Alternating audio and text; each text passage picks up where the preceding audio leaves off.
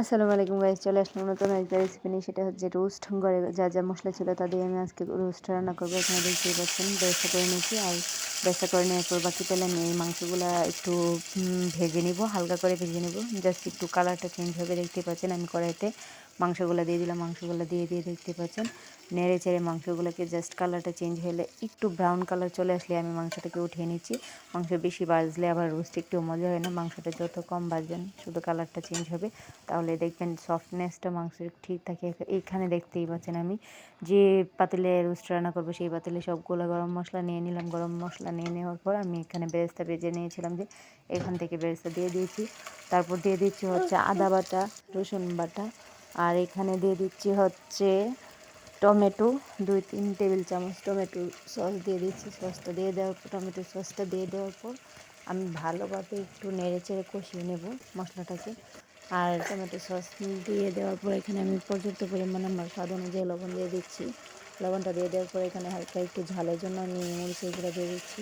মরিচের গুঁড়া দিয়ে দেওয়ার পর ভালোভাবে নেড়ে চেড়ে তারপর দিয়ে দিলাম এখানে একটু জিরের গুঁড়া, তারপর দিয়ে দিলাম একটু ধনের গুঁড়া। জিরের গুঁড়া, ধনের গুঁড়া দিয়ে দেওয়ার পর আবার ভালোভাবে মশলাটাকে কষিয়ে নিয়ে তারপর দিয়ে দিলাম আমি 1 চামচ আর আধা চা চামচ পরিমাণে রোস্টের মশলা দিয়ে তারপর আবার ভালোভাবে নেড়ে চেড়ে এটাকে ভালোভাবে কষিয়ে নেব। কষিয়ে নেওয়ার পর দেখতেই পাচ্ছেন মাংস থেকে একদম মশলা থেকে তেলটা উঠে যাচ্ছে। এই পর্যায়ে আমি এখানে দিয়ে দেবো হচ্ছে পানিটা দিয়ে দেওয়ার পর গুঁড়া দুধ, পানি আর দুধ দিয়ে দিলাম। তারপর দিয়ে দিলাম হচ্ছে এখানে গুঁড়া দুধ, আর যে মাংসটা ভেজে রেখেছিলাম সেই মাংসগুলোও দিয়ে দিব এইখানে। পর্যায়ে আমি দিয়ে দেওয়ার পর ভালোভাবে মাংসটাকে নেড়ে চেড়ে ঢাকনা দিয়ে ঢেকে দেবো। কিছুক্ষণ রান্না হওয়ার পর চলে আসছি আবার রান্নাটা হয়ে যাওয়ার পর আমি এখানে একটু চিনি দেওয়ার জন্য একটু চিনি দিয়ে দিলাম। চিনিটা দিলে রোস্টের টেক্সচারটা আমার কাছে অনেক ভালো লাগে। এখানে দেখতে পাচ্ছেন আমি রান্না করার পর এখানে একদম বলক চলে আসছে। এই পর্যায়ে আমি কয়েকটা কাঁচামরিচের একদম মাথাটা ভেঙে কাঁচামরিচগুলো দিয়ে দিলাম রোস্টের মধ্যে। তারপর আমার এক পর্যায়ে মনে হলো আমি বাদাম বাটা দিয়ে নিলাম রোস্টের মধ্যে। বাদাম বাটা না দিলে একটু মজা লাগে না। তারপর আমি বাদামটা বেটে রোস্টের মধ্যে দিয়ে দিলাম, আবার ঢেকে দিলাম। ঢেকে দেওয়ার পর তারপর দেখতে পাচ্ছেন ফিরে আসছে আবার, এখানে হয়ে গেছে।